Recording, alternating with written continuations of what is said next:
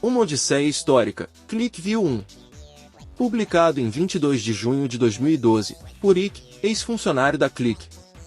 1994 foi o ano em que a seleção sueca de futebol conquistou o bronze no Campeonato Mundial. Foi também o ano em que foi inaugurado o Túnel do Canal. Boris Yeltsin era o presidente russo e Bill Clinton tinha um ano de seu primeiro mandato. 1994 também foi o ano em que a primeira versão do ClickView, ou KickView, foi lançada.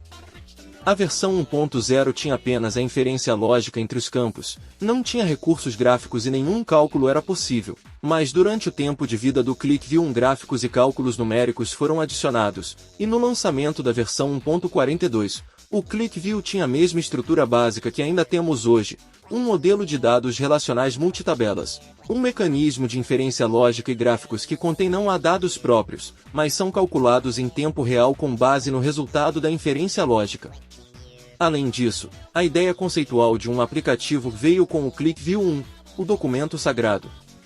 Um documento ClickView está em sua forma básica ainda hoje, um arquivo independente que contém tudo informações necessárias, um instantâneo dos dados, informações de layout e informações sobre como os dados devem ser atualizados. Um usuário pode ter vários documentos, cada um correspondendo a uma área específica dos dados. O documento pode ser enviado para outros usuários e nenhuma instalação é necessária.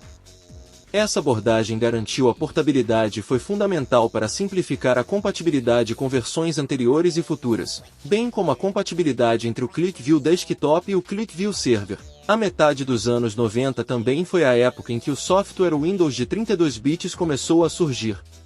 A maioria dos programas, assim como o próprio Windows 3.1, era de apenas 16 bits, mas se você instalasse o módulo Microsoft Win32s, também poderia executar programas de 32 bits.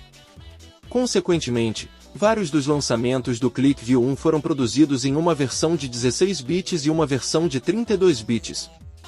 Em 1995, a Microsoft lançou o Windows 95 e, embora hoje não estejamos muito impressionados com esse sistema operacional, na época foi um grande salto à frente. Depois disso, os programas de 32 bits se tornaram padrão. Com o ClickView de 16 bits, você poderia ter apenas 16.000 valores distintos em um campo e 65.000 registros em uma tabela.